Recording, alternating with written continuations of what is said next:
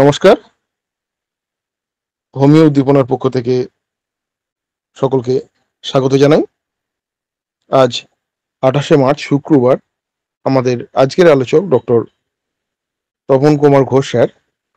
আমাদের আজকের আলোচ্য বিষয় উপশম, দমন এবং আরোগ্য, চতুর্থ পর্ব, প্যালিয়েশন, সাপ্রেশন অ্যান্ড কিওর, পার্ট 4। স্যারকে অনুরোধ করবো, স্যার আজকের আলোচনা শুরু করুন। সকলকে আমার আন্তরিক শুভেচ্ছা এবং ভালোবাসা জানিয়ে আজকের আলোচনা শুরু করছি। আমরা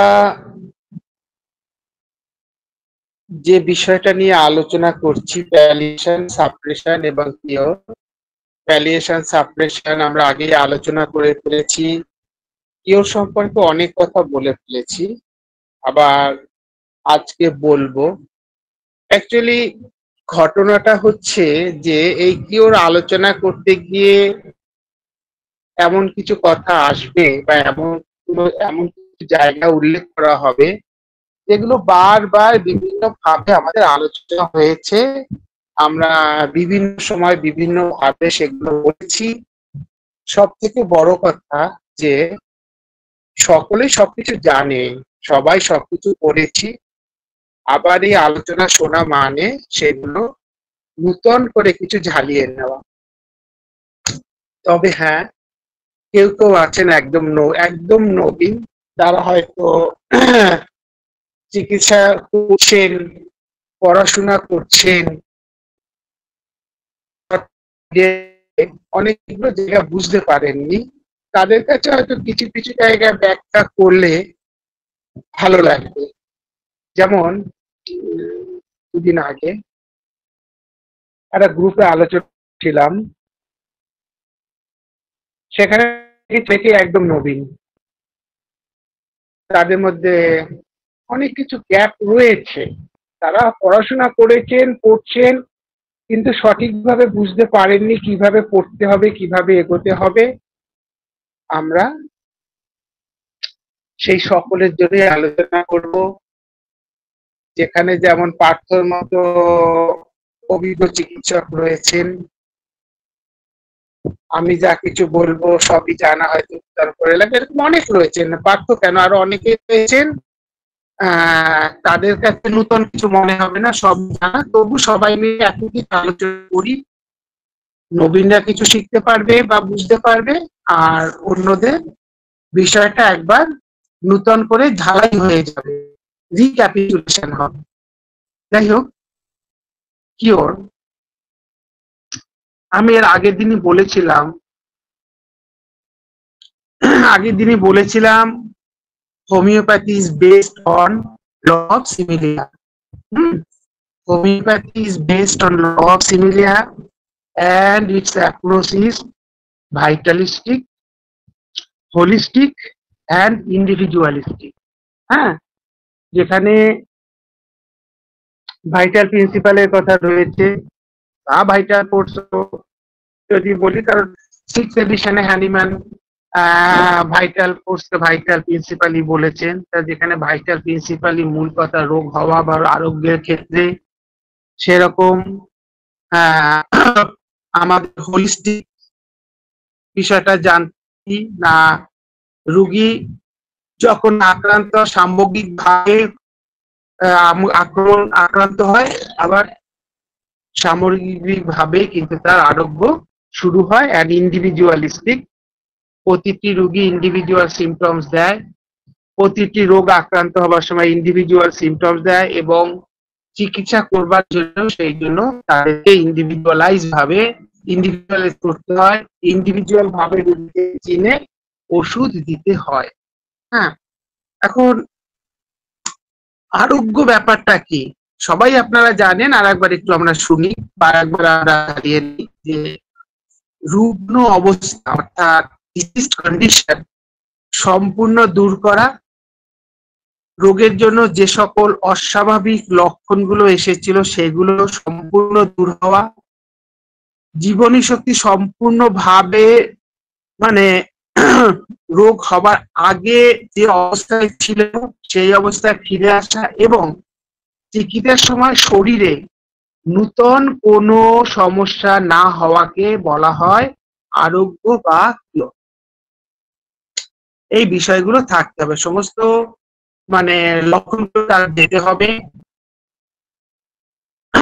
শুধু তাই নয়, শরীর দেহ আগের অবস্থায় ফিরে যাবে এবং আমরা যে ট্রিটমেন্ট করব সেই ট্রিটমেন্টে রুগীর কোনো পার্শ্ব প্রতিক্রিয়া আসবে না।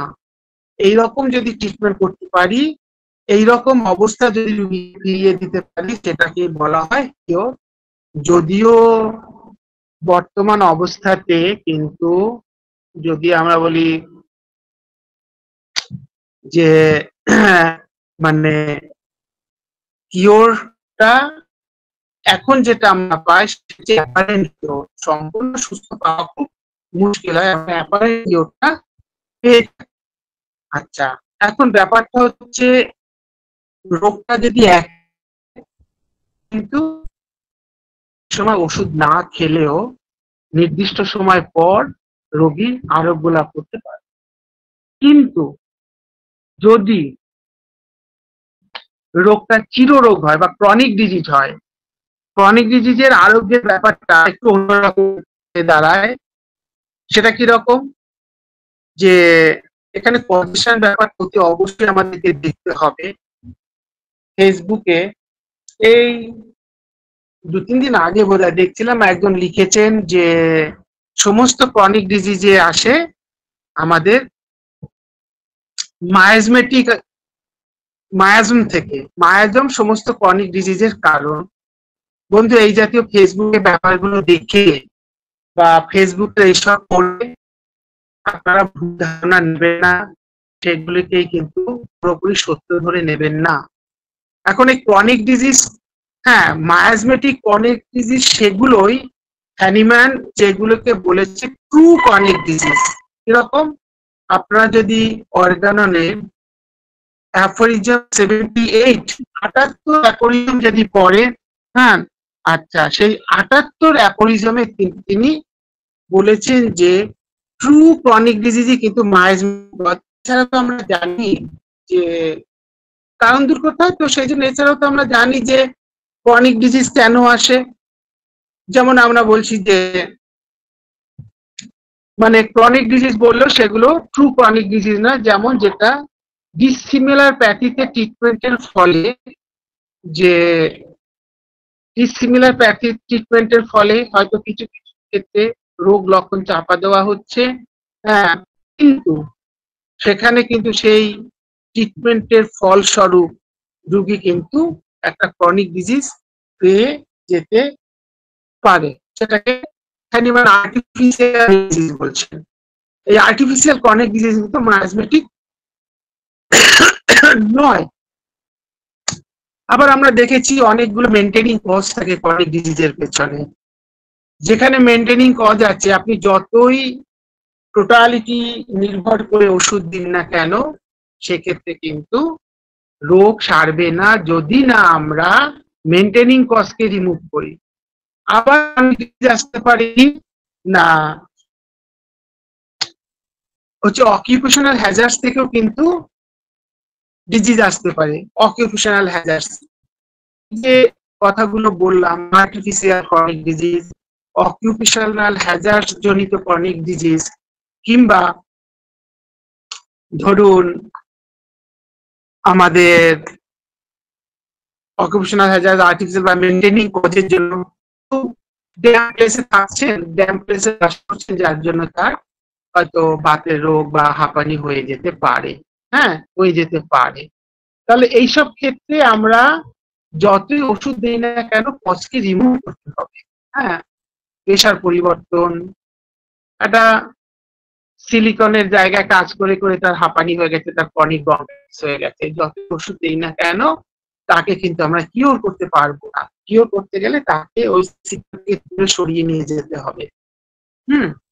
সিলিকন নিয়ে ওখান থেকে মানে বালি টালি নিয়ে কাজ করছে, এইসব জায়গা থেকে তাকে সরিয়ে দেবে, তা নাহলে কিন্তু সার্থক থাকতে পারবো না। ক্রনিক ডিজিজ আর একটা জায়গায় আসতে পারে, ডিজিজের আরেকটা কারণ হতে পারে, সেটা হচ্ছে মেকানিক্যাল কজ, অর্থাৎ মেকানিক্যাল ইনজুরির জন্য হতে পারে। কোনো একটা জায়গা ইনজোর হবার পরে সেই জায়গায় টিউমার হতে পারে, সেই জায়গায় দীর্ঘদিন ধরে ব্যথা হতে পারে, হ্যাঁ? আবার কোনো জায়গায় ঘষা লাগার ফলে মানে কনকাশন হয়ে গেছে। কনকাশন হবার পরে সেই জায়গায় কি হয়েছে, আস্তে আস্তে সেই জায়গাটাতে আমাদের লিউকোডার্মা বা সেচি হয়ে গেছে। তাহলে এগুলো কিন্তু ট্রু ক্রনিক ডিজিজ নয়। এগুলোকে পেছনে কিন্তু আমাদের কোনো শুধু মায়াজম কাজ করছে না, এখানে ওই পজিশন গুলো আমাদের দেখতে হয়। তবে ট্রু ক্রনিক যে ডিজিজ যেগুলো, সেগুলো কিন্তু আমাদের মানে মায়াজমেটিক ডিজিজ। হ্যাঁ, আচ্ছা, তবে একটা কথা, যেগুলো ক্রনিক ডিজিজ সেগুলো কিন্তু শুরুতেই ক্রনিক ইন নেচার, ক্রনিক এর নেচার নিয়ে তারা আক্রমণ করে, এবং এই যে ক্রনিক ডিজিজ, ডাইনামিক ডিজিজ, বা এই যে মানে যেখানে মায়াজমেটিক কজ থাকবে, সেখানে কিন্তু আমাদের অবশ্যই অ্যান্টি মায়াজমেটিক ওষুধ দিতে হবে। হ্যাঁ, অ্যান্টি মায়াজমেটিক ওষুধকে না দিলে কিন্তু মানে মানে রুগীকে কিন্তু আমরা কোনো দিন সারাতে পারবো না। অ্যান্টিমায়াজমেটিক ওষুধ না দিলে, হ্যাঁ, যেগুলো আর কি ট্রু ক্রনিক ডিজিজ, সেগুলো কখনো সারানো হয় না, সারানো যায় না। সেই রুগীকে গুলোকে যদি আমরা করতে চাই, আমাদের প্রতি অবশ্যই অ্যান্টিমায়াজমেটিক ওষুধ দিতে হবে। আমরা জানি এই যে অ্যাকিউট ডিজিজ গুলো তো কোনো এক্সাইটিং কজের জন্য আসে, যেটা অর্গাননের অ্যাপোরিজম 5 রয়েছে যে আমাদের এক্সাইটিং কজ, কিন্তু এর পেছনেও থাকে কোনো ক্রনিক মায়াজমের প্রভাব। হ্যাঁ, আসলে ক্রনিক মায়াজমকে ওই এক্সাইটিং কজ আরো বেশি এক্সাইটেড করে দেয়, আরো বেশি উত্তেজিত করে দেয়, এবং অ্যাকিউট রোগ আসে। এবং এইরকম অ্যাকিউট রোগ নিয়ে যদি রোগী আসে, হয়তো আমরা বহু ক্ষেত্রে দেখতে পাই যে রোগী বারবার বারবার বারবার সেরকম মানে রোগে আক্রান্ত হচ্ছে, এবং সেক্ষেত্রে কি হয়, আমরা যদি ওই অ্যাকিউট লক্ষণ ভিত্তিক ওষুধ দেই, রোগী সাময়িককালের জন্য লক্ষণগুলো চলে যায়, মানে প্যালিয়েশন হয়, আমরা আগে আলোচনা করেছি। কিন্তু এই রোগীকেও কিন্তু একটা সময় অতি অবশ্যই কিওর করতে গেলে আমাদের একটা অ্যান্টি মায়াজমেটিক ওষুধ দিতে হবে, কারণ অ্যান্টি মায়াজমেটিক ওষুধ মেডিসিন, ওষুধ একটা দিতে হবে। জীবনী শক্তির ডাইনামিক ডিরেঞ্জমেন্ট হবার পরে আমরা রোগাক্রান্ত হই। মজার ব্যাপার হচ্ছে যে এই ডাইনামিক রোগ আক্রান্ত হবার ডাইনামিক কারণে বা ডাইনামিক ডিরেঞ্জমেন্টের জন্যে আমাদের যে রোগগুলো আসে, সে রোগগুলো তো আমরা চোখে দেখি না, মানে রোগগুলোকে আমরা দেখতে পাই না, দেখতে পেলে না সরিয়ে দিলাম, দেখতে পাচ্ছি সরিয়ে দিলাম, তা তো নয়। তাহলে কি হয়, রোগ হবার ফলে আমাদের কি হয়, কিছু অস্বাভাবিক লক্ষণ বা সিমটমস আত্মপ্রকাশ করে। এই সিমটমস গুলো দেখেই আমরা রোগকে চিনতে পারি। হ্যাঁ, আমরা রোগকে চিনতে পারি। আমরা দু ধরনের রোগ পাই, একটা হচ্ছে মানে কি না ডিজিজ মায়াজমেটিক, একদম সহজ করে বলি, একটা হতে পারে যে মায়াজমেটিক ডিজিজ, যার পেছনে সোরা সিকনেস এবং সাইকোসিস থাকে, আর একটা মানে মূল কারণ। আর একটা হতে পারে আমরা প্যাথোলজিক্যাল নামে কিছু রোগ পাই। হ্যাঁ, প্যাথোলজিক্যাল রোগ পাই, যেমন একটা বলি যে একটা আলসার বা, এবং এদের তো কিছু সিমটম আছে। হ্যাঁ, এদের কিছু সিমটম আছে। এখন এই জাতীয় যে রোগগুলো, যে প্যাথোলজিক্যাল নামে যে রোগগুলো, সেগুলোকে কিন্তু আমরা অনেক কিছুই তার দেখতে পাই, কিন্তু যেটা ডিজিজ তার তো দেখতে পাই না, সেগুলোকে কিন্তু আমাদের মানে মূলত ট্রিটমেন্ট করতে হয়। হ্যাঁ, এবং সেই ট্রিটমেন্ট করবার জন্য আমাদের টোটালিটি অফ সিমটমস এর উপর নির্ভর করতে হয়। আমরা আনকমন পিকুলিয়ার সিমটমস গুলো পাই ওখান থেকে, সেগুলো উপর নির্ভর করি। কিন্তু রোগের জন্য যে সিমটম গুলো মানে ওই মানে নোসোলজিক্যাল রোগের জন্য যে সিমটম গুলো পাই, অর্থাৎ মানে নোসোলজিক্যাল রোগের সিমটম, সেগুলোকে আমরা আমাদের হোমিওপ্যাথির ভাষায় কমন সিমটম বলে থাকি। চিকিৎসার ক্ষেত্রে কিন্তু মনে রাখবেন বন্ধু, আরোগ্য করবার জন্য আমরা কমন সিমটমের গুরুত্ব দেই না। কমন সিমটম ওষুধ সিলেকশন করতে সাহায্য করে না, কিন্তু একথাও ঠিক কমন সিমটম কিন্তু আমাকে বুঝিয়ে দেয় ওষুধ রোগের ডেপথটা কোথায়, কোন লেভেলে রোগটা রয়েছে। হ্যাঁ, এবং সেটা বুঝে কিন্তু আমাদের ডোজ এবং পোটেন্সিকে কন্ট্রোল করতে হয়। এখানে কমন সিমটমের গুরুত্ব আছে। ডোজ এবং মানে ডোজ এবং মানে আমাদের যে পোটেন্সি সিলেকশনের জন্য অবশ্যই আমাদের রোগী প্যাথোলজিক্যাল কন্ডিশন জানতে হয়। একটা ক্যাসিস হয়ে বসে আছে হার্টের ভেতরে, তাকে যদি আমি খুব উচ্চ শক্তির ওষুধ দেই, তাকে তো মানে ক্যাসিস মানে হার্টের ফুটো আরো সরি লাংসের মানে টিবি হয়ে বসে আছে, লাংসে থাইসিস হয়েছে, সেটা তো থাইসিস আরো বাড়িয়ে দেবে। সেখানে কিন্তু আমাদের ওই জায়গাটা জানা দরকার। ডোজ এবং পোটেন্সি শুধু তাই নয়, রোগীর জেনারেল ম্যানেজমেন্টের জন্য কিন্তু এগুলো জানা দরকার। আমরা তো একটা মেডিসিনাল ম্যানেজমেন্ট করি, আর একটা হচ্ছে জেনারেল ম্যানেজমেন্ট করি। জেনারেল ম্যানেজমেন্টের জন্য কিন্তু আমাদের ওই নোসোলজিক্যাল রোগ মানে রোগগুলোকে জানা দরকার। তবে যেহেতু যে কথাটা বললাম যে ডায়নামিক শক্তি হচ্ছে রোগ উৎপাদনের কারণ, কাজেই বন্ধু সেই রোগকে তাড়াবার জন্য আমাদের কি দরকার? ডায়নামিক শক্তি দরকার। কারণ যখনই একটা বিষয় শক্তি হয়ে যায়, শক্তি হচ্ছে much is converted into energy. মানে আমাদের যে ভর যেটাকে আমরা বলি, ভরটাই তো শক্তি। ভরটাই শক্তি হয়ে যায়, তখন তো আমরা তাকে মেটেরিয়ালিস্টিক দৃষ্টিভঙ্গিতে দেখি না, সেটা ডায়নামিক দৃষ্টিভঙ্গিতেই দেখতে হয়। আমরা হোমিওপ্যাথিরা ডায়নামিক দৃষ্টিভঙ্গিতে দেখি।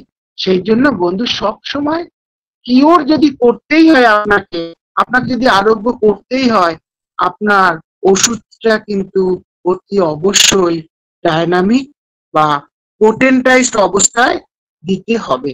হ্যাঁ, মানে এই শক্তিকৃত অবস্থায় দিতে হবে। হ্যাঁ, এখান থেকে কিন্তু আমরা যে কথাটা পাই, আমাদের যে ল অফ সিমিলিয়া, যেখানে আমরা কি পাই না, ওই যে likes R কিওরড by like.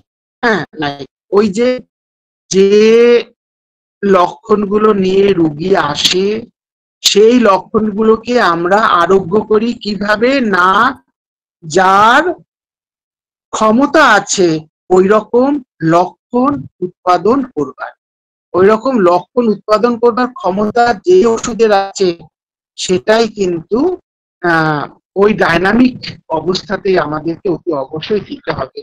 Mother tincture বলুন বা পেটেন্ট ওষুধ বলুন, এগুলোর ভিতরে তো আমরা ডায়নামিক ক্রিয়া দেখতে পাই না, এগুলো তো ডায়নামিক নয়। কাজেই এগুলো দিয়ে কখনোই রোগ সারাতে পারে না। সেই জন্য আমরা সহজ করে বলি যে রোগ উৎপাদক শক্তি হচ্ছে রোগ আরোগ্যকারী শক্তি। রোগ উৎপাদক শক্তি হচ্ছে রোগ আরোগ্যকারী শক্তি। অনেক নবীনদের ভিতরে এই ধারণাটা ছিল যে এর ব্যাপারটা কি, যে রোগ উৎপাদন শক্তি রোগ আরোগ্যকারী শক্তি। হ্যাঁ, যে disease producing power is disease curing power. তার মানে হচ্ছে যে ডায়নামিক ডিরেঞ্জমেন্টের জন্য আমাদের কতগুলো লক্ষণ তৈরি হয়েছিল, আমাদের ড্রাগ প্রুভিং এর যে ন্যাচারাল আমরা যে মেডিসিনটা খাওয়াচ্ছি, সেই মেডিসিন ড্রাগ প্রুভিং এর সময় পুরোবার ঠিক সম লক্ষণ উৎপাদন করছে। তাহলে এই সম লক্ষণগুলো দিয়েই আমরা সমলক্ষণ, একটা হচ্ছে আর্টিফিশিয়াল আর একটা হচ্ছে ন্যাচারাল ডিজিজ। তাহলে আমরা ন্যাচারাল ডিজিজের লক্ষণগুলোকে আর্টিফিশিয়াল ডিজিজের আর্টিফিশিয়াল লক্ষণগুলো নিয়ে তারাই। এই জন্যই বলা হয় যে রোগ উৎপাদক শক্তি হচ্ছে রোগ আরোগ্যকারী শক্তি, যেটা আমরা পেয়েছি। একটু না বললেই নয়, আপনারা সবাই জানেন, তবু আরেকবার একটু আমরা ঝালিয়ে নেই। অ্যাফোরিজম 26 অর্গাননের যেখানে কি বলা হচ্ছে, যেখানে বলা হচ্ছে weaker dynamic affection is permanently extinguish. একটা দুর্বল ডায়নামিক এফেকশন, যেটা ডায়নামিক ক্রিয়া করেছে শরীরে, ডায়নামিক ডিরেঞ্জমেন্ট করেছে, তাকে পার্মানেন্টলি এক্সটিংগুইশ মানে স্থায়ীভাবে তাকে তাড়িয়ে দেওয়া যায় ইন দ্য লিভিং অর্গানিজম। হ্যাঁ, মানে একটা লিভিং অর্গানিজম থেকে তাকে স্থায়ীভাবে তাড়িয়ে দেওয়া যায় বাই এ স্ট্রং ওয়ান, একটু শক্তিশালী। ইফ দ্য লেটার, হ্যাঁ, মানে কোয়াইট ডিফারেন্ট ইন কাইন্ড, হ্যাঁ, is very similar to the former in it's manifestation. অর্থাৎ এর যে ম্যানিফেস্টেশন বা এর যে বাহ্যিক প্রকাশটা একই রকম হবে। ওই যে একটু আগে কথাটা বললাম যে ন্যাচারাল ডিজিজ হয়েছে, সে যে শক্তিগুলো, যে সিমটম গুলো দিচ্ছে, আমরা ড্রাগ প্রুভিং এর সেই সিমটম গুলোই পাচ্ছি।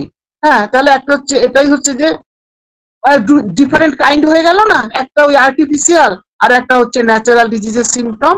হ্যাঁ, এইভাবেই রোগ সিমটমকে তাড়ানো যায়, যেটাকে আমরা বলি যে মানে লাইক কিউরস লাইক, বা disease producing power is disease curing power, যাই বলি না কেন। কিন্তু এই যে ডিজিজ কিউরিং পাওয়ার, সেটা কিন্তু তুলনামূলকভাবে একটু অধিক শক্তিশালী হবে। হ্যাঁ, একটু অধিক শক্তিশালী, একটু ক্ষমতার শক্তিটা বেশি থাকবে। কারণ আমার যদি আমার যতটা ক্ষমতা আছে, আমি তার থেকে একটু বেশি ক্ষমতাশালী মানে ব্যক্তিত্ব আমাকে দমন করে রাখতে পারবে, সেই জন্য ওষুধকে একটু শক্তিশালী হতে হবে। এবং সেটাই হচ্ছে আমাদের পোটেন্টাইজেশন বা ডায়নামাইজেশন। এবং আপনারা তো সবাই জানেন, বা আমি এর আগে বলছিলাম যে মানে ডাইলুশন অ্যান্ড ডায়নামাইজেশন এর মাধ্যমেই কিন্তু আমরা, মানে ডায়নামাইজেশনের মাধ্যমে রোগের ভেতরে যে ল্যাটেন্ট, ওষুধের ভিতরে যে ল্যাটেন্ট কিউরিং পাওয়ারটা থাকে, সেই ল্যাটেন্ট কিউরিং পাওয়ার আমাদের বেরিয়ে আসে। এবং সেই জন্য আমরা একটু তুলনামূলকভাবে একটু মানে বেশি ক্ষমতাশালী ওষুধকে রুগীকে দিয়ে থাকি বা দিতে হয়। তাহলে আমরা ওষুধের আরোগ্যকারী ক্ষমতা কি, হ্যাঁ, বা কি করে বুঝতে পারি? না, সুস্থ শরীরে ওষুধ প্রয়োগ করে তার কেমন লক্ষণ উৎপাদন করতে, তারা কেমন লক্ষণ উৎপাদন করতে পারে তা দেখে। হ্যাঁ, তাহলে আমরা বলতে পারি যে লবস সিমিলিয়া রোগ আরোগ্যকারী শাশ্বত বা ইটারনাল সূত্র। হ্যাঁ, মানে এর কোনো অতীত নেই, এর কোনো বর্তমান নেই, এর কোনো ভবিষ্যৎ নেই। কাজেই বন্ধু, মানে হ্যানিম্যান রোগ আরোগ্য করতেন এই ল অফ সিমিলিয়া প্রয়োগ করে। হ্যাঁ, তাই আমরা হ্যানিম্যান করেছেন, আমরা বর্তমানে করছি, ভবিষ্যতেও করতে হবে। এখন অ্যাকচুয়ালি মডার্নাইজার, হ্যাঁ, মডার্নাইজার তারা হোমিওপ্যাথিকে মডার্নাইজ করতে চাইছেন, কিন্তু ল অফ সিমিলিয়ার কোনো মডার্নাইজেশন হয় না। এটা কিন্তু ইটারনাল, অর্থাৎ শাশ্বত, অপরিবর্তিত থাকে, হ্যাঁ, যুগে এবং কালে।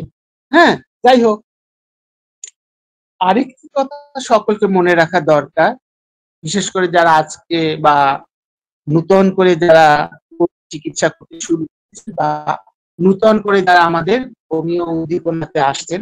আচ্ছা, যে কথাটা আমি বললাম যে এই যে ডোজ, মানে যে পোটেন্সিটা একটু অধিক ক্ষমতাশালী হতে হয়। হ্যাঁ, ব্যাপারটা তো এখানে আলোচনা করা সম্ভব নয়। আজকে আমরা আলোচনা করছি কিওর নিয়ে, কিন্তু ওই জায়গাটা কিন্তু খুব ভাইটাল।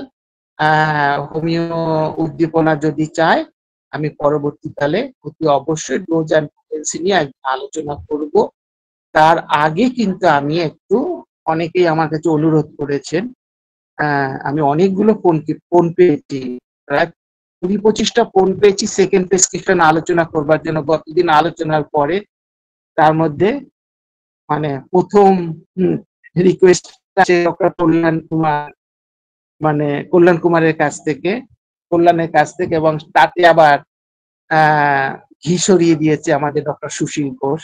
অতি অবশ্যই আমি সেকেন্ড প্রেসক্রিপশন বলবো।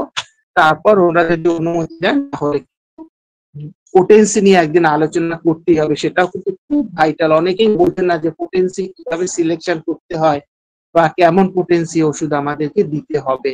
হ্যাঁ, আগের দিনে আমাকে একজন প্রশ্ন করেছেন এরকম। যাই হোক, তাহলে যে আরেকটা কথা কিন্তু আমাদের সবসময় মনে রাখতে হবে, আমরা যতই মানে টোটালিটি অফ সিম্পটমের উপরে বেস করে ওষুধ দেই না কেন, মানে যে কোনো একটি মাত্র ওষুধ একটা রুগীকে পুরোপুরি সুস্থ নাও করতে পারে। তার জন্য কিন্তু তাকে মানে অন্য ওষুধও দিতে হতে পারে। একই potency, একই ওষুধের potency পাল্টিয়ে দিতে হতে পারে বা অন্য ওষুধও দিতে হতে পারে। আমরা সেকেন্ড প্রেসক্রিপশন এর পরে আলোচনা করব। কেন দিতে হতে পারে? তার কারণ হচ্ছে আমরা যখন একটা কেস রেকর্ডিং করি, কেস রেকর্ডিং করে আমরা তো ইভ্যালুয়েশন করি। ইভ্যালুয়েশন করতে গিয়ে দেখতে পাই যে মানে ওষুধ বা যে ওষুধ তার লক্ষণগুলোকে ডমিনেট করছে, যে মায়াজমেটিক মানে যে মায়াজম রুগীকে ডমিনেট করছে, তার অ্যান্টিমায়াজম ওষুধ দিতে হতে পারে, আমরা দিয়ে থাকি। বা সেই ইভ্যালুয়েট করতে গিয়ে নির্দিষ্ট কতগুলো সিমটম বেস করে ওষুধ দিতে হয় যেগুলো বেশি জোরালো রয়েছে। কিন্তু এখন এমন অনেক ওষুধ, এমন অনেক লক্ষণ পড়ে থাকে যেগুলো হয়তো অন্য মায়াজমের লক্ষণ, যেগুলো হয়তো অন্য কোনো ওষুধের ওষুধের লক্ষণ। সেই সময় কিন্তু আমাদের রুগীকে কিওর করতে গেলে সেই সময় কিন্তু রুগীকে কিওর করতে গেলে আমাদের সেই মানে চেঞ্জ দ্য প্ল্যান অফ ট্রিটমেন্টের প্ল্যানটাকে কিন্তু আমাদেরকে চেঞ্জ করতে হয়। অর্থাৎ অন্য মায়াজমেটিক ওষুধ দিতে হতে পারে, অন্য ওষুধ, একই মায়াজমের অন্য ওষুধও কিন্তু আমাদেরকে দিতে হতে পারে। তাই বন্ধু, যে আমি একবার ওষুধ দিলাম বা একটা ওষুধ দিলাম তাই যে রুগীকে কিওর করে দেবে তা কিন্তু নয়। হ্যাঁ, আচ্ছা, যাই হোক, এখন অনেক সময় আমরা দেখতে পাই মানে কিছু কিছু রোগ, কিছু কিছু রোগ মানে বা কিছু কিছু রোগের লক্ষণ শরীরে একটা নির্দিষ্ট অ্যানাটমিক্যাল নামের অর্গানে আত্মপ্রকাশ করে। অর্থাৎ প্রকাশের জন্য যে অর্গানটি সাসেপ্টেবল সেই অর্গানে আত্মপ্রকাশ করে। যেমন হাঁটু ব্যথার কথা যদি বলি বা মাথা ব্যথার কথা যদি বলি, তাহলে আমরা কি বলবো? আমরা বলবো মাথা ব্যথা, মাথাতে সাসেপ্টেবল পার্ট হচ্ছে মাথাতে তার রোগ যন্ত্রণাগুলো আত্মপ্রকাশ করেছে। কিংবা সাসেপ্টেবল জায়গা হচ্ছে তার মানে চেস্টে আত্মপ্রকাশ করেছে। সাসেপ্টেবল জায়গা হচ্ছে রেসপিরেটরি সিস্টেম, তার রেসপিরেটরি সিস্টেম আক্রান্ত হচ্ছে। কিন্তু বন্ধু, আমরা এই যে বললাম মানে আক্রান্ত হয় জীবনী শক্তি, ভাইটাল প্রিন্সিপাল বা ভাইটাল ফোর্স যাই বলুক না কেন, ভাইটাল প্রিন্সিপাল আক্রান্ত হয়। এবং এই ভাইটাল প্রিন্সিপাল আক্রান্ত হবার ফলে patient as a whole both mentally and physically, প্রতিটি অণু পরমাণু বা প্রতিটি ডাইনামিক ক্ষেত্র, প্রতিটি তার মানে অঙ্গ প্রত্যঙ্গ বা মন বা মানসিক জায়গা সবকিছুই আক্রান্ত হয়। ওই অ্যানাটমিক্যালি হাঁটু বা মাথা বা চেস্ট বা অ্যাবডোমেন আক্রান্ত হয় না। আক্রান্ত হয় ব্যক্তি, কিন্তু কিছু সাসেপ্টেবল জায়গা আছে তার আত্মপ্রকাশের জন্য, সেই জায়গাতে আত্মপ্রকাশ করে। এবং সেই জায়গায় আমরা মডালিটিস পেয়ে যেতে পারি, সেই জায়গায় আমরা সেন্সেশন পেয়ে যেতে পারি। কিন্তু তবু বলবো যে বন্ধু, এই আত্মপ্রকাশ করেছে কিন্তু পার্টিকুলার এই অ্যানাটমিক্যাল অর্গান গুলো আক্রান্ত হয়নি, আক্রান্ত হয়েছে as a whole the patient, তার সেন্টার আক্রান্ত হয়েছে। সেন্টার আক্রান্ত হওয়ার পরে পেরিফেরিতে তার আত্মপ্রকাশ করেছে। সেই জন্য আমরা কখনোই কোনো একক অর্গানে ট্রিটমেন্ট করব না। একক অর্গানের হাঁটুর ব্যথা, ওই পাইলস, কিছুদিন আগে এক সেমিনারে গিয়েছিলাম, আলোচনার বিষয় ছিল পাইলস। মানে আমাদের সমস্ত গণ্যমান্য ডাক্তাররা শুধু ওই রেকটামের চিকিৎসা করে গেছে, রেকটামের পাইলসের চিকিৎসা করে গেছে। এই যদি অবস্থা হয়, সত্যি তো হোমিওপ্যাথি নিয়ে খুব চিন্তার ব্যাপার। হ্যাঁ, মাঝে মাঝে ফেসবুকে দেখে বড় কষ্ট হয়, বড় দুঃখ হয়। এরকম সব মানে অনেকে পাণ্ডিত্য দেখাতে চান, তারা এরকম নির্দিষ্ট অর্গান ট্রিটমেন্ট করে। না বন্ধু, সেটা কিন্তু কখনো আপনারা করবেন না। আপনারা রুগীকে অ্যাজ ট্রিটমেন্ট করবেন যদি আরোগ্য করতে হয়। কিন্তু হাঁটু ট্রিটমেন্ট করলে বা মাথা ব্যথা ট্রিটমেন্ট করলে বা বুকে ব্যথা ট্রিটমেন্ট করলে কেবলমাত্র প্যালিয়েশন হবে বা সাপ্রেশন হবে। হ্যাঁ, একটা একটা উদাহরণ দিচ্ছি। হ্যাঁ, একজন আমার কাছে হাঁটু ব্যথা নিয়ে এসছে। এটা কিন্তু ইনজুরি হয়নি, হয়তো হাঁটুতে ইনজুরি হয়নি। ইনজুরি হলে তো আমি ইনজুরির জন্য ওষুধ দেবো। তার একটা হাঁটু ব্যথা হয়েছে, উচ্চ ডাইনামিক, হ্যাঁ উচ্চ ডাইনামিক, ক্রনিক ইন নেচার, এবং হাঁটুতে ব্যথা হয়েছে, ফটো করে দেখা গেল অস্টিও আর্থ্রাইটিস। অস্টিও আর্থ্রাইটিসের রোগে রোগী ভুগছে। হ্যাঁ, রোগের প্যাথোলজিক্যাল নাম পেয়ে গেলাম অস্টিও আর্থ্রাইটিস। ব্যথাটি রাতে, বিশেষ করে মাঝরাতের পরে বাড়ে। হ্যাঁ, মাঝরাতের পরে বাড়ে। কন্টিনিউ মোশন অ্যামেলিয়েশন, হ্যাঁ continue motion amelioration, but motion beginning to aggravation. গরম সেক দিলে আরাম, বৃষ্টিতে ভিজলে বেড়ে যায়। কি মনে হচ্ছে? সবাই বলে দেবেন এখানে যারা রয়েছে, মানে অ্যাপারেন্টলি মনে হচ্ছে যেন রাস্তা। কিন্তু যেহেতু আপনারা সবাই হোমিওপ্যাথিকে শিখেছেন বা জানেন, আপনারা কিন্তু এখানে রাস্টক্স বলবেন না। কারণ এটা তো শুধু হাঁটুর লক্ষণ আমরা পেয়েছি, একজন বলতে আমরা পেশেন্টের মেন্টাল সিম্পটম পাইনি, আমরা পেশেন্টের মায়াজমেটিক অ্যাসপেক্ট পাইনি। তাহলে এই হাঁটুর ব্যথা ধরে চেম্বারে প্রচুর মানে রাস্টক্স দিয়ে হাঁটু ব্যথাটা কমিয়ে চেম্বারে প্রচুর ভিড় করাতে পারি, রুগী মানে চিকিৎসকদের মানে রুগীর বাহবা পেতে পারি। কিন্তু রুগী এইভাবে সারাতে পারবো না। হ্যাঁ, প্যালিয়েশন হবে, আবার ফিরে আসবে, কিংবা সাপ্রেশন হয়ে গিয়ে একটা লেস ভাইটাল অর্গান থেকে মোর ভাইটাল অবস্থায় চলে গিয়ে আরো মারাত্মক অবস্থা তৈরি হবে। হ্যাঁ, রোগীর কিন্তু আরো মারাত্মক অবস্থা তৈরি হবে। এবং কি শুরু হয়ে যাবে, হয়তো দেখা গেল যে ওই সাপ্রেশন হয়ে গিয়ে তার শুরু হলো বুক ধরপড়ানি, তার শুরু হলো বুকে ব্যথা, এবং হ্যাঁ দম আটকে যাবার মতো অবস্থা। অর্থাৎ প্যালপিটেশন, পেইন এবং প্যান্টিং, প্যালপিটেশন, যা হার্টের ডিজিজের লক্ষণ। হ্যাঁ, হার্টের যদি রোগ হয়, আমরা যাই পাই না কেন, আমরা এই তিনটে লক্ষণ পেইন, প্যান্টিং এবং প্যালপিটেশন অতি অবশ্যই আমরা পাবো। হ্যাঁ, ওই হাঁটু ব্যথা হাঁটু ট্রিটমেন্ট করলাম, ব্যক্তি ট্রিটমেন্ট না করে হাঁটু ট্রিটমেন্ট করতে গিয়ে তাকে আরো যন্ত্রণার মধ্যে ফেলে দিলাম। হ্যাঁ, অর্থাৎ একটা লেস ভাইটাল অর্গান থেকে রোগটা চলে গেল মোর ভাইটাল অর্গানে। হতভাগ্য রোগী বুঝতেই পারল না যে সে মানে চিকিৎসা মানে তিনি ওই হাঁটুর ব্যথার চিকিৎসা করতে এসে ডাক্তার বাবুর কল্যাণে হ্যাঁ তার হার্টের 12টা বাজিয়ে দিয়েছেন। হ্যাঁ, হার্টের 12টা বাজিয়েছেন।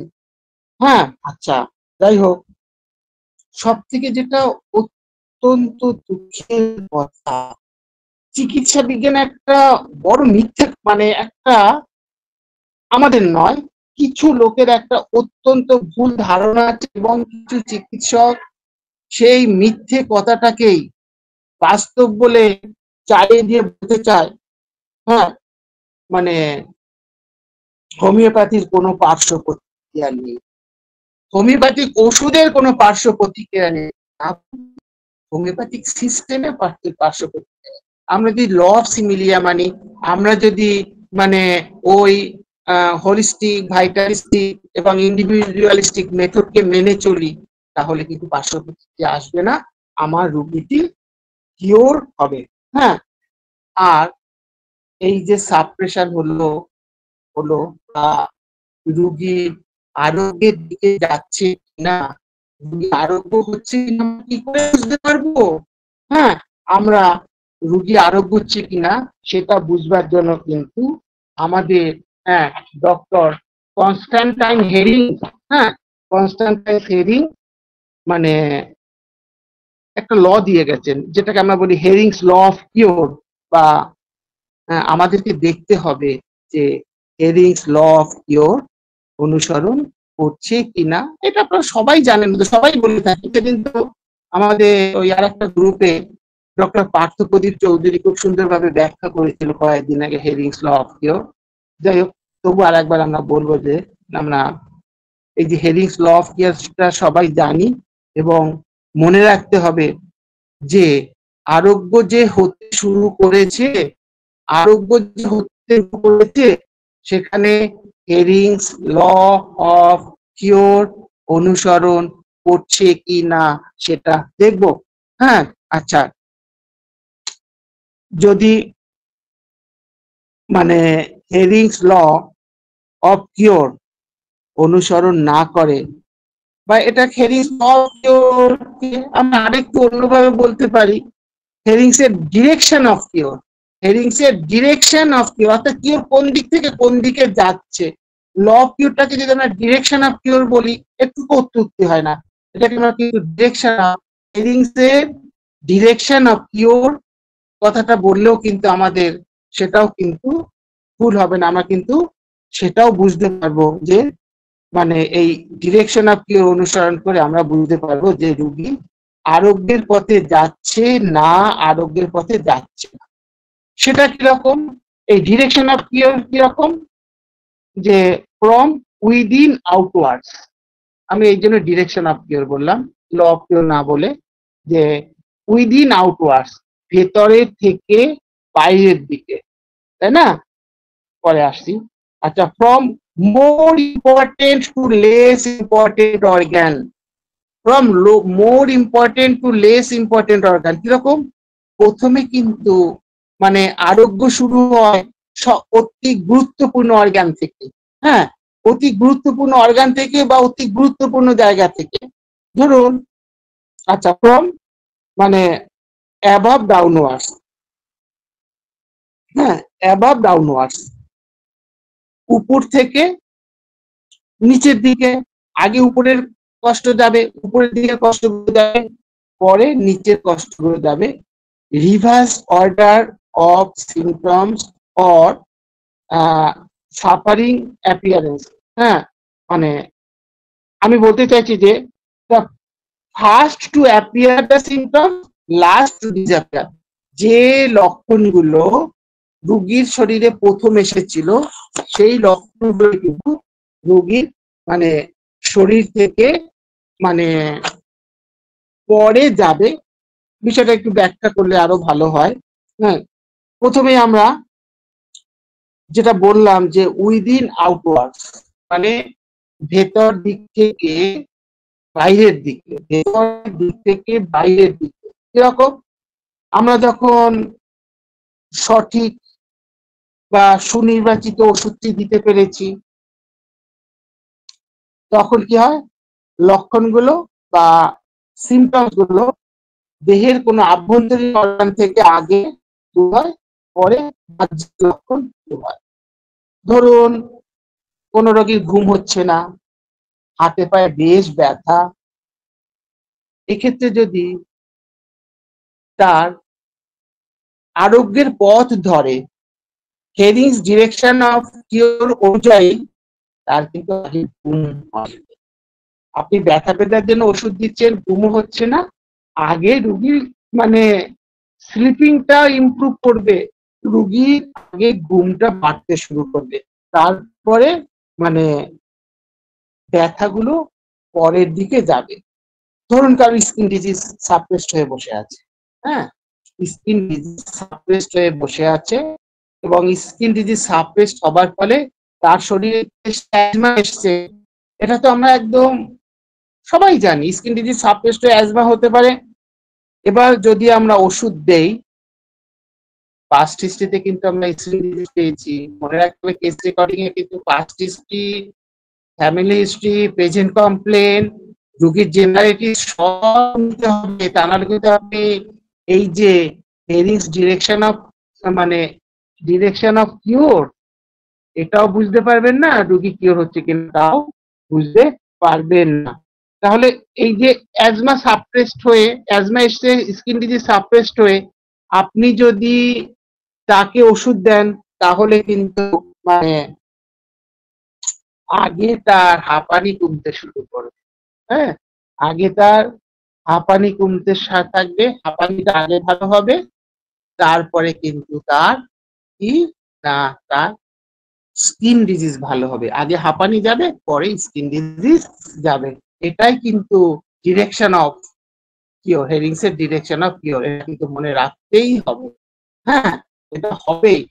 আচ্ছা, আর একটা ভালো কথা যে সেটা হচ্ছে এই যে অনেক সময় দেখবেন যে হাঁপানি পেশেন্ট এসে তার হয়তো নিজের ক্ষেত্রে পাস্ট হিস্ট্রিতে কোনো স্কিন ডিজিজ ছিল না, অথচ ওষুধ দেবার পরে তার স্কিন ইরাপশন বেরোতে পারে, জেনেটিক্যালি সাপ্রেসড হয়ে বসে থাকতে পারে। হ্যাঁ, জেনেটিক্যালি সাপ্রেসড হয়ে বসে থাকতে পারে, সেক্ষেত্রে তার ডিজিজ বেরোতে পারে। আর আরেকটা ব্যাপার, হ্যাঁ, মানে চিকিৎসা সব থেকে খতরনাক জায়গা যদি বলেন তো এটাই, এই স্কিন ডিজিজ বেরোনো। এই জন্য দেখে বহু রোগী পালায়ও। হ্যাঁ, পালায়ও, গালিগালাজও করবে, ডাক্তারকে নিন্দাও করবে, সব সহ্য করতে হবে। হ্যাঁ, এগুলো কিন্তু সহ্য করতে হবে এবং রুগীকে বুঝিয়ে দিতে হবে। বরং এরকম যদি তার মানে চিকিৎসার সময়, তাকে ওষুধ দেওয়ার সময় বরং তাকে বুঝিয়ে দেবে, ব্যাপার বুঝিয়ে দেওয়া উচিত। হ্যাঁ, এই যে হ্যানিম্যানের বাসায় রুগীকে শিক্ষিত করে তুলতে হবে, রুগীকে জানাতে হবে হোমিওপ্যাথিটা কি, যাই হোক। এরপরে আসছি যে পরের যে কথাটা বললাম ডিরেকশনের ক্ষেত্রে, more important to less important organ, more important to less important organ. কারো দেখা গেল শরীরে অত্যন্ত গুরুত্বপূর্ণ কোন অর্গানের সমস্যা রয়েছে, একই সঙ্গে কোনো অল্প গুরুত্বপূর্ণ অর্গানেও সমস্যা রয়েছে। সঠিক ওষুধ দেবার পর প্রথমে কিন্তু বেশি গুরুত্বপূর্ণ অর্গানটি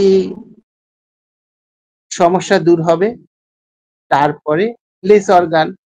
আর একটা ব্যাপার চিকিৎসা জগতে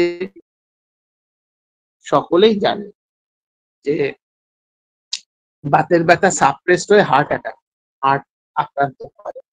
হ্যাঁ, এরকম দেখবেন হার্টের সমস্যা কমে যাবে, তারপরে তার হাঁটু ব্যথা কমবে। Above downwards. হ্যাঁ, নেক্সট হচ্ছে অ্যাবাভ, উপরের দিক থেকে নিচের দিকে। ধরুন কারোর দেহের বিভিন্ন জয়েন্টে পেইন রয়েছে, হ্যাঁ, সার্ভাইকাল রিজনে পেইন রয়েছে, লাম্বার রিজনে পেইন রয়েছে।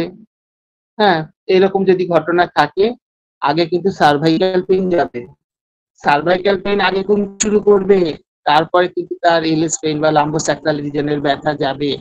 হ্যাঁ, কারণ হয়তো shoulder joint, elbow joint, knee joint, heel joint, বিভিন্ন জায়গায় গাউট, গাউট মানে মানে বাংলা গেটে বাত বলি, জয়েন্টের ব্যথা, জয়েন্টে বাত হয়ে রয়েছে। ওষুধ দেবার পরে কিন্তু প্রথম দিকে মানে আপনার সেই উপরের দিকের জয়েন্ট গুলো, সব থেকে উপরের পার্টের জয়েন্ট, উপরের পার্টের ব্যথা কিন্তু মানে আগে কমতে শুরু করে। হ্যানিম্যান কি অপূর্ব, মানে কি অপূর্ব আবিষ্কার, কি অদ্ভুত ব্যাপার, বা হেরিংস একটা কি অপূর্ব জিনিস আমাদেরকে বুঝিয়ে গেলেন। হ্যাঁ, মানে যারা এর মানে মধুটা পান করেছেন, হ্যাঁ, যারা হোমিওপ্যাথির মধুটা পান করতে পেরেছেন, এর মাহাত্ম্য তারাই বুঝতে পেরেছেন। কিন্তু যারা কখন ভেতরে ঢুকেনি, তাদের পক্ষে কিন্তু হোমিওপ্যাথির এই মাহাত্ম্য বা এই অমৃত পান করা সম্ভব নয়। হ্যাঁ, মানে আমি এমন দেখেছি, নিজের রুগীর ক্ষেত্রে দেখেছি, সে হেডেক নিয়ে এসছে, একটি মেয়ের কথা। তার প্রচন্ড হেডেক রয়েছে আর ওভারিয়ান পেইন রয়েছে। পিরিয়ডের সময় ভীষণ ওভারিয়ান পেইন হয়। হ্যাঁ, ওভারিয়ান পেইন। যদিও পিসিওডি ছিল, পলিসিস্টিক ওভারি ছিল। হ্যাঁ, আমি কিন্তু দেখেছি তার কিন্তু আগে মাথা ব্যথা কমে যেত।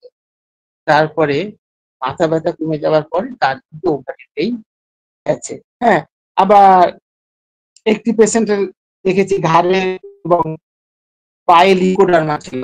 হ্যাঁ, ঘাড়ে লিউকোডার্মা, পায়ে লিউকোডার্মা। লিউকোডার্মা মানে সেটিদার্মা বাংলা। হ্যাঁ, আমার অবজারভেশন আমি দেখেছি, অন্যরা দেখেছেন কিনা জানি না, বা ইংলিশ যে কথাটা বলেছেন, তার কিন্তু আগে ঘাড়ের মানে লিউকোডার্মা কমতে দেখছি আমি। তারপরে তার পায়ে মানে এই পায়ের লিউকোডার্মা, পায়ে বলতে তার থাইতে লিউকোডার্মা ছিল। তারপরে তার থাইতে এসছে। আর অনেকের ধারণা যে লিউকোডার্মা সারে কিনা। হ্যাঁ, হোমিওপ্যাথিতে লিউকোডার্মা সারে। রামপ্রসাদ আছে কিনা জানি না। রামপ্রসাদ দেখেছে শরীরের কি মারাত্মক লিউকোডার্মা ছিল। সেই লিউকোডার্মা কিন্তু মেডোরি নামে সে ছিল। হ্যাঁ, সাইকিয়াট্রিস্ট ছিল। যাই হোক, নেক্সট যেটা আরেকটা যেটা রয়েছে সেটা হচ্ছে রিভার্স অর্ডার। যে লক্ষণগুলো মানে আগে এসেছে সেগুলো পরে যাবে, যে লক্ষণগুলো পরে এসেছে সেগুলো আগে যাবে। হ্যাঁ, কারোর হয়তো হাঁটু ব্যথা ছিলই, বা মানে গ্যাসের প্রবলেম ছিলই, পরবর্তীকালে দেখা গেল তার হয়তো বুকে ব্যথা শুরু হয়েছে। হ্যাঁ, কোনো কারণে বা কোনো ভাবে বুকে ব্যথা শুরু হয়েছে, ডায়নামিক্যালি হয়তো হয়েছে। আগে কিন্তু ওষুধ দিলে পরে কিন্তু তার অ্যাবডোমিনাল প্রবলেম। হ্যাঁ, মানে যে আগে এসছে সে পরে যাবে। Reverse order, disappearing symptoms disappear according to the reverse order of their coming. হ্যাঁ, যেভাবে এসছে তার উল্টো ভাবে যাবে। তাহলে আমরা একটা রোগীকে তখনই বলবো যে আরোগ্য হয়েছে, হ্যাঁ, মানে যদি সেটা Hering's law of cure, Hering's direction of cure follow করে। হুম, আচ্ছা, এইবার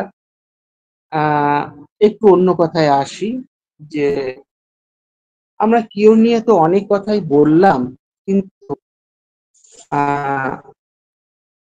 অর্গাননের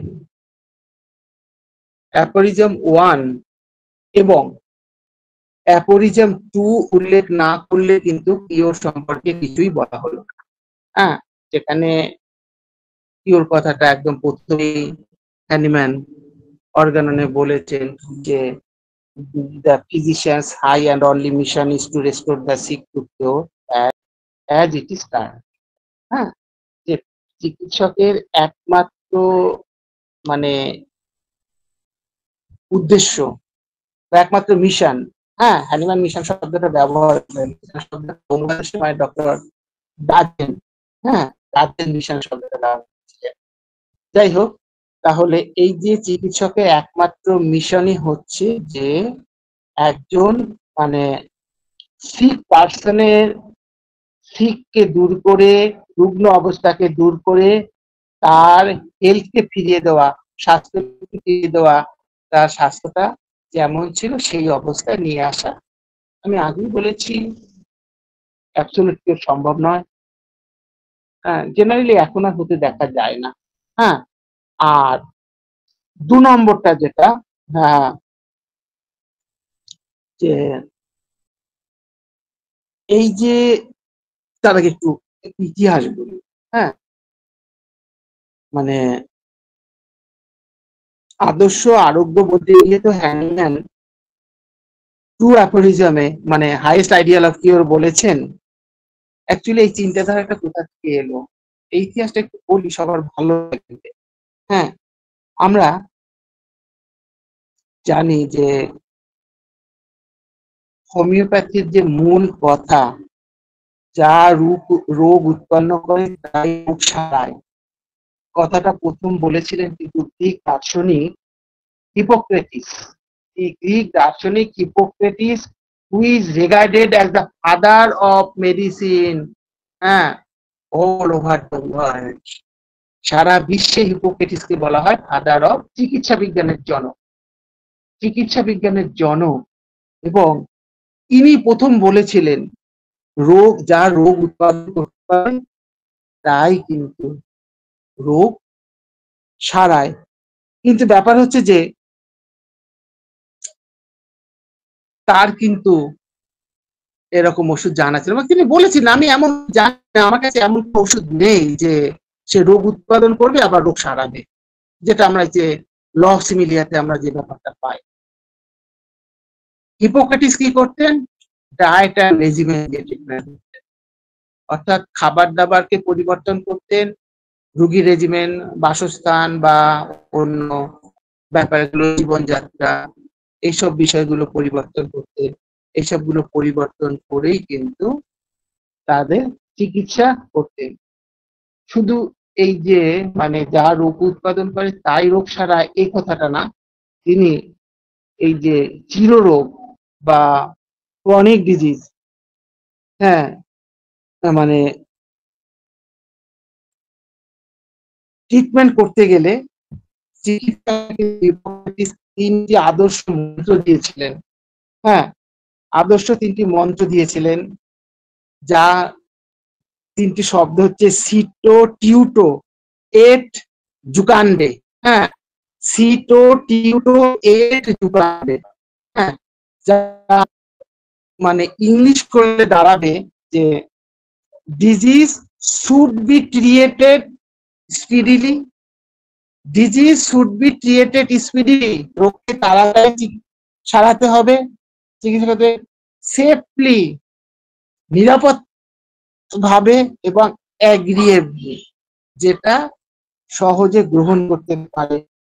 এখন প্রায় 2000 বছরের উপর হিপোক্রেটিস তো যীশু খ্রিস্ট জন্মের প্রায় 450 বছর আগের ঘটনা। হিপোক্রেটিসের সময় এই প্রায় 2000 বছরের উপর এই যে সত্য, এই যে সিটো, টিউটো, মানে জুকান্ডে, অর্থাৎ disease should be created speedily, safely and agreeably, বা ল অফ সিমিলিয়া, এই জায়গাটা কিন্তু কেউ বাস্তবায়িত করতে পারেনি। আমাদের হিপোক্রেটিস পারেননি, তাই উনি ডায়েট অ্যান্ড রেজিমেন দিতেন, শুধু ওষুধ দিতেন না। আর আজ পর্যন্ত কোনো ডাক্তার পারেননি। এই 1790 খ্রিস্টাব্দে, 1790 সালে হ্যানিম্যান মানে পরীক্ষা নিরীক্ষা করে, তার বিজ্ঞানে প্রয়োগ করে, হ্যাঁ, সিটো টিউটার, হ্যাঁ, মানে ওই যে সিটো টিউটো আর যে এট জুকেন্ডা প্রতিস্থাপিত করেছেন বা প্রতিষ্ঠিত করেছেন, যা তিনি মানে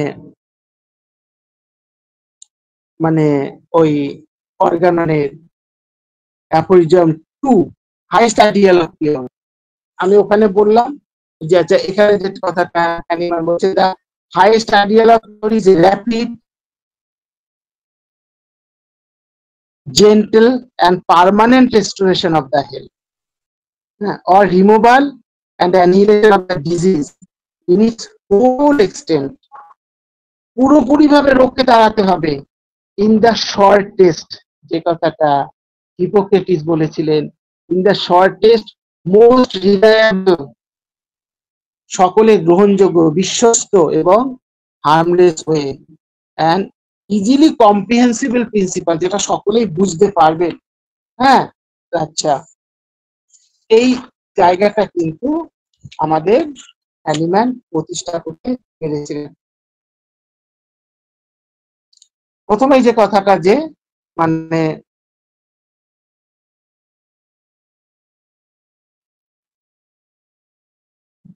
আমাদের লক্ষণ সমূহ স্থায়ীভাবে দূর বলতেন, মানে ওই যে permanent restoration of the health, স্থায়ীভাবে তার স্বাস্থ্য ফিরিয়ে দিতে হবে। যদি ওষুধ দিয়ে লক্ষণ চলে যায় তাহলে স্থায়ী স্বাস্থ্য ফিরিয়ে দেওয়া হলো না। আমার একটা রুগীর কথা মনে আছে, একজন খুব নামকরা হোমিওপ্যাথিক ডাক্তার এক রুগীর গল ব্লাডার স্টোন ট্রিটমেন্ট করেছিলেন। হ্যাঁ, মানে গল ব্লাডার স্টোন ট্রিটমেন্ট করেছিলেন, সে সময় গল ব্লাডারে প্রচন্ড ব্যথা হতো, বমি টমি হতো, এবং এত ধারণা হচ্ছে হোমিওপ্যাথিতে গল ব্লাডার স্টোন, হোমিওপ্যাথি সব রোগ সারিয়ে দেয়।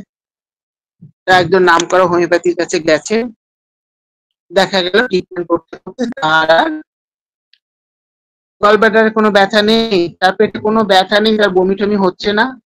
ব্যাস, ডাক্তার বলে দেন যান আপনার গল ব্লাডার সেরে গেছে, আপনার গল ব্লাডার সেরে গেছে।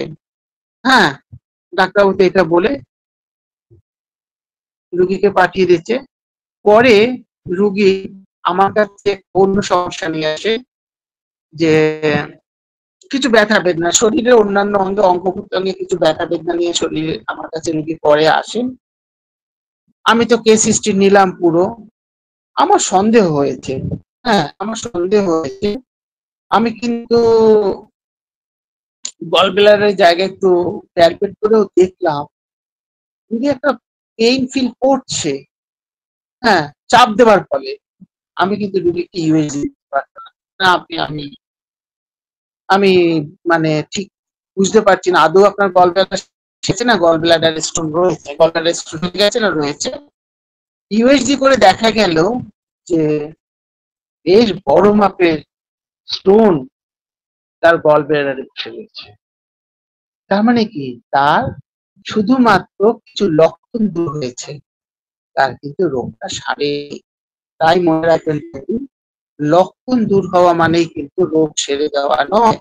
হ্যাঁ, এটা কিন্তু আমাদের সবসময় মনে রাখতে হবে। যে এরপরে কি বলছে, যে আরোগ্য হতে হবে দ্রুত, শর্টেস্ট টাইমে।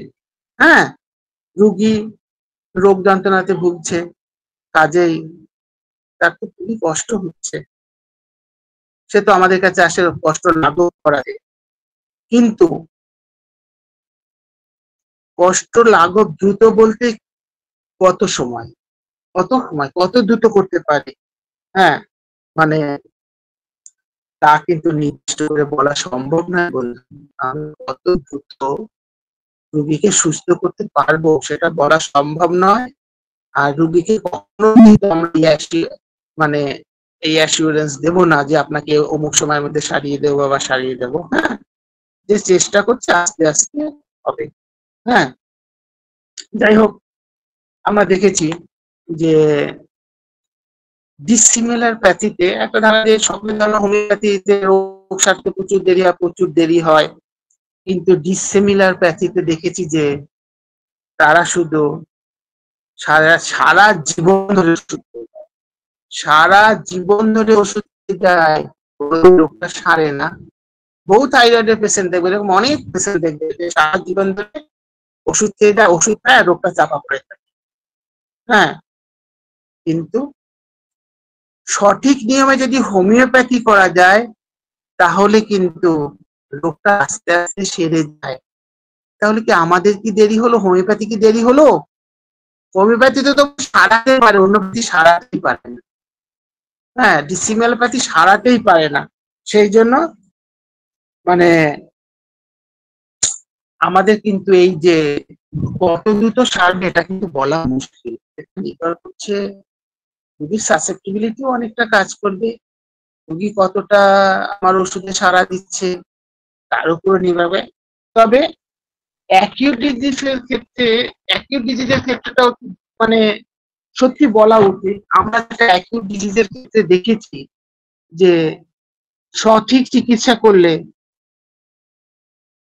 চিকিৎসা না করলেও রোগ সেরে যায়।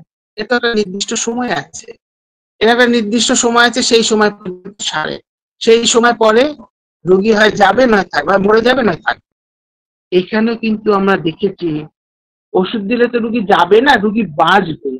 এবং এই যে বাঁচার মাত্রাটা আর এই যে আরোগ্যের মাত্রাটা ডিসিমিলার প্যাথির থেকে আমাদের ওষুধ অনেক বেশি তাড়াতাড়ি অনেক বেশি তাড়াতাড়ি আরোগ্য। তেনারা পরীক্ষা নিরীক্ষা করাতে পারবে, কারণ এটা তাদের চিকিৎসা পদ্ধতি, এটা তাদের দোষ নয়, কারণ তারা তো প্যাথোলজিক্যাল নামে রোগের চিকিৎসা করে, কাজেই সেইভাবেই তারা শিখেছেন। তাই রোগটা যদি ডায়াগনোসিস তারা না করতে পারেন তাদের পক্ষে ওষুধ দেওয়া সম্ভব নয়। রোগ ডায়াগনোসিস করবার জন্য প্যাথোলজিক্যাল টেস্ট আমরা দেখেছি।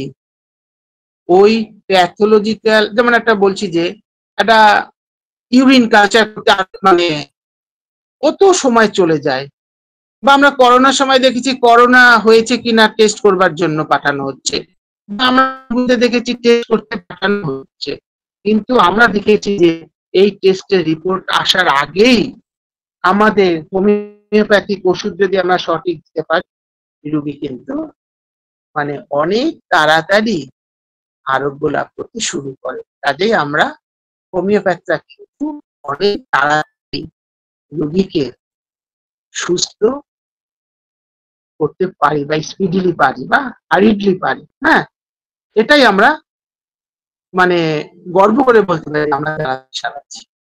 যাই হোক, এবার বলছি যে মোস্ট রিলায়েবল মানে একদম বিশ্বাসযোগ্য বা আস্থা রাখা যায় এমন পদ্ধতি, মোস্ট রিলায়েবল পদ্ধতি, সেটা কিরকম বিষয়টা একটু ব্যাখ্যা করি। হোমিওপ্যাথি এমন একটি চিকিৎসা বিজ্ঞান যার রোগী পরীক্ষা, কেস রেকর্ডিং থেকে শুরু করে ওষুধ নির্বাচন, ওষুধ সেবন করানো, ওষুধ সেবনের পর রোগী পর্যবেক্ষণ থেকে শুরু করে রোগীকে আরোগ্য দান করা পর্যন্ত সবকিছু নির্দিষ্ট নীতিতে শৃঙ্খলাবদ্ধ। হ্যাঁ, সবই শৃঙ্খলাবদ্ধ, এখানে কল্পনার কোনো স্থান নেই, কল্পনা করার মানে বা চিকিৎসকের নিজস্ব মতামত দেবার কোনো জায়গা নেই। হ্যাঁ, এমনকি হ্যানিম্যানেরও না। হ্যাঁ, হ্যানিম্যান একদিকে একজন মস্ত বড় বিজ্ঞানী, অন্যদিকে একজন মস্ত উচ্চ মানের দার্শনিক ছিলেন, এবং রসায়ন, শারীরবিদ্যা মানে ফিজিওলজি, কৃষিবিদ্যা, এমনকি মহাকাশ বিজ্ঞানের প্রতিও কিন্তু বিশাল আকর্ষণ, বিশাল পাণ্ডিত্য ছিল। হ্যাঁ, হ্যানিম্যানই প্রথম যেটা হিপোক্রেটিস করেছিলেন চেষ্টা, স্ক্লেপিয়াস করেছিলেন চেষ্টা, কিন্তু বাস্তবায়িত করতে পারেননি। হ্যানিম্যানই প্রথম হোমিওপ্যাথিতে বিজ্ঞান এবং দর্শনের একটা অদ্ভুত সমন্বয় ঘটাতে পেরেছিলেন। হ্যাঁ, হ্যানিম্যানই প্রথম বিজ্ঞান এবং এর মানে সঠিক সিদ্ধান্তে মানে কাজে লাগাতে পেরেছিলেন। এবং কত বড় বিজ্ঞানী হ্যানিম্যান! বিজ্ঞানী বার্জেলিয়াসের নাম তো আপনারা সবাই শুনেছেন। বার্জেলিয়াস বলেছিলেন যে হ্যানিম্যানের সাথে সাক্ষাৎ হয়েছিল বার্জেলিয়াসের। বার্জেলিয়াস বলেছিলেন যে এই লোকটা যদি হোমিওপ্যাথির মতো চিকিৎসা বিজ্ঞান নিয়ে পড়ে, হোমিওপ্যাথির মতো চিকিৎসা নিয়ে পড়ে না থাকেন, তিনি হতেন অন্যতম সর্বকালের অন্যতম শ্রেষ্ঠ বিজ্ঞানী। হ্যানিম্যান তো শ্রেষ্ঠ বিজ্ঞানী বটে, আমরা তো বলবো হ্যানিম্যান শ্রেষ্ঠ বিজ্ঞানী। মানুষের রোগকে সঠিকভাবে হ্যাঁ মানে এইভাবে কেউ রোগ সারাতে পারেননি, এবং হ্যানিম্যান আগে কোনো চিকিৎসক বিজ্ঞানকে এইভাবে যুক্তি দিয়ে পরীক্ষার মাধ্যমে বোঝাতে পারেনি। হ্যাঁ, মানে হ্যানিম্যান সেটা পেরেছিলেন বলে ওষুধ এবং রোগের মধ্যে একটা সামঞ্জস্য তৈরি করতে পেরেছিলেন। হ্যাঁ, মানে এই জন্যই হোমিওপ্যাথিক চিকিৎসায় সর্বদা আস্থা রাখা যায়, কারণ এখানে কল্পনার কোনো স্থান নেই। হার্মলেস ওয়ে যেটা সেকেন্ড মানে হাইয়েস্ট মানে আইডিয়াল অফ কিউরে যে বলা হয়েছে হার্মলেস ওয়ে, মানে কোনো ক্ষতি না করে চিকিৎসা, রোগীকে কোনো কষ্ট না দিয়ে এবং রোগীর যাতে কোনো ক্ষতি না হয় এমন ভাবে চিকিৎসা করতে হবে। আমরা জানি হ্যানিম্যানের সময় বা তার আগে চিকিৎসার নামে রোগীর উপর নানা রকম অত্যাচার করা হতো। বহু ক্ষেত্রে অসংবিধান মতে চিকিৎসায় এখনো রোগীকে অনেক কষ্ট পেতে হয়। চিকিৎসা ফলে একটি রোগ তারপর পরে আরেকটি রোগ আসে। ডায়রিয়া চিকিৎসা করতে গিয়ে কনস্টিপেশন এনে দেওয়া হয়, এরকম আরো কত কিছু। কিন্তু মানে অনেক ওষুধ খেয়ে দেখেছি রোগী দুর্বল হয়ে পড়ে, কিন্তু ল অফ সিমিলিয়া মেনে যদি চিকিৎসা করা হয় বা অনুসরণ করা হয় ল অফ সিমিলিয়াকে, রোগী কিন্তু হার্মলেসলি আরোগ্য লাভ করে, সেখানে কোনো ক্ষতি হয় না, কোনো সাইড এফেক্ট আসে না, আবার রোগীকে কোনো কষ্ট দেওয়া হয় না। নেক্সট হচ্ছে সব থেকে যে কথাটা, সেটা হচ্ছে যে একটা ইজিলি কম্প্রিহেন্সিবল প্রিন্সিপাল, অর্থাৎ সহজ বোধগম্য একটা সার্বিক নীতি, সার্বিক ল, সার্বিক সূত্র, সার্বিক মানে কখনোই সকলের গ্রহণযোগ্য, সেটাই তো হোমিওপ্যাথিতে রয়েছে। চিকিৎসার ভিত্তি কখনো ব্যক্তিগত অভিজ্ঞতা বা অনুভূতি হতে পারে না। আমি এই অনুমান করলাম, এই অনুমান করে আমি এই করে দিলাম। চিকিৎসার জন্য থাকতে হবে বিজ্ঞান ভিত্তিক, হ্যাঁ, এবং সব চিকিৎসার ক্ষেত্রে প্রযোজ্য করা যায়, প্রয়োগ করা যায় এমন একটা মূল নীতি বা কার্ডিনাল প্রিন্সিপল উচিত, যে নীতি গড়ে উঠবে পরীক্ষা নিরীক্ষা এবং পরীক্ষা নিরীক্ষার মাধ্যমে, এবং এই পরীক্ষা নিরীক্ষার মাধ্যমেই গড়ে উঠবে একটা মানে কিওরের, আরোগ্যের একটা ল অফ কিওর গড়ে উঠবে, হ্যাঁ, যেটা আমরা এই হোমিওপ্যাথিতেই দেখতে পাই, যে পরীক্ষা নিরীক্ষার মাধ্যমেই কিন্তু যে ল অফ কিওর, যেটাকে আমরা আরো সহজে ল অফ সিমিলিয়া, হ্যাঁ, এবং এটা তো একদম সর্বক্ষেত্রে সব চিকিৎসার ক্ষেত্রে আমরা ল অফ সিমিলিয়ার প্রয়োগ করি। আলাদাভাবে কোথাও কোনো কিছু কোনোভাবে প্রয়োগ করা যাবে না। সব রোগের ক্ষেত্রে ল অফ সিমিলিয়া আপনাকে প্রয়োগ করতে হবে। তাহলে এখানে একটা মানে সকলে গ্রহণযোগ্য একটা সূত্র বা একটা ল আমরা পেয়ে গেছি, হ্যাঁ, মানে সব ক্ষেত্রে এটা না হয়।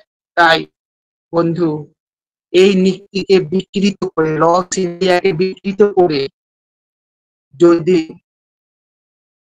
কেউ চিকিৎসা করতে যান, সেটা হোমিওপ্যাথি হয় না। আর যারা এটা করেন বা করবার চেষ্টা করেন, হ্যানিম্যান কিন্তু তাদেরকে বলেছেন বাস্টার্ড হোমিওপ্যাথ। মনে রাখতে হবে, আপনি বাস্টার্ড হতে চান না আপনি একজন ভালো চিকিৎসক হতে চান, সেটা আপনাকে মাথায় রাখতে হবে। যদি বাস্টার্ড হতে না চান, যদি একজন চিকিৎসক হতে চান, তাহলে অতি অবশ্যই আপনাকে ল অফ সিমিলিয়া মেনে চিকিৎসা করতে হবে এবং রোগীকে আরোগ্য করতে হবে। এবং ডক্টর জেমস টাইলার কেন্ট, তিনি এই চিকিৎসকদের, যারা ল অফ সিমিলিয়া মেনে চিকিৎসা না করেন, যারা ল অফ সিমিলিয়াকে পারভার্ট করেন, ল অফ সিমিলিয়াকে অবজ্ঞা করেন, তা কেন্টের ভাষায় তারা হচ্ছেন মংরেলস, হ্যাঁ। তাই বন্ধু, আমরা রোগীকে আরোগ্য করব, আমরা ল অফ সিমিলিয়া মেনে ট্রিটমেন্ট করব, আমরা হ্যানিম্যানের অ্যাপোরিজম 1 কে মেনে চলব, হ্যাঁ, আমরা বাস্টার্ড হোমিওপ্যাথ হব না। হ্যাঁ, এইটুকু বলেই আমি আমার এই কিওর সম্পর্কে আলোচনা, বা ওই যে যেটা শুরু করেছিলাম প্যালিয়েশন, সাবমিশন এবং কিওর, সেই আলোচনা শেষ করলাম। সকলকে নমস্কার জানাচ্ছি। হ্যাঁ, সকলে ভালো থাকুন, সুন্দরভাবে রোগীকে আরোগ্য করবার চেষ্টা করুন এবং ল অফ সিমিলিয়া চলুন, দেখবেন এর থেকে বড় সুখ আর কিছু নেই। Ideal of life is divine and meritorious self-satisfaction. হ্যাঁ, যদি এইভাবে ট্রিটমেন্ট করেন তাহলে কিন্তু ঐশ্বরিক আনন্দ আপনারা পাবেন। নমস্কার।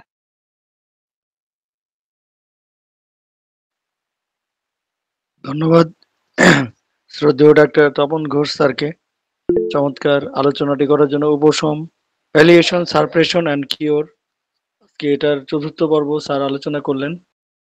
ধন্যবাদ সবাইকে। আজকের ক্লাসটি অত্যন্ত প্রাণবন্ত হয়েছে এবং যারা উপস্থিত ছিলেন দেবতাপন ঘোষ স্যারকে, পবন কুমার ঘোষ স্যারকে আন্তরিক কৃতজ্ঞতা ও ধন্যবাদ জানাই, এবং যারা আজকে ছিলেন হোমিও উদ্দীপনার পক্ষ থেকে সবাইকে আন্তরিক কৃতজ্ঞতা ও ধন্যবাদ জানাচ্ছি এবং সবাইকে আগামী ক্লাসে অংশগ্রহণ করার জন্য অনুরোধ করছি। আজকে সবাইকে শুভরাত্রি এবং ধন্যবাদ জানিয়ে আমাদের আন্তরিক আনুষ্ঠানিকভাবে ক্লাসটি এখানেই সমাপ্তি ঘোষণা করছি। সবাই ভালো থাকবেন।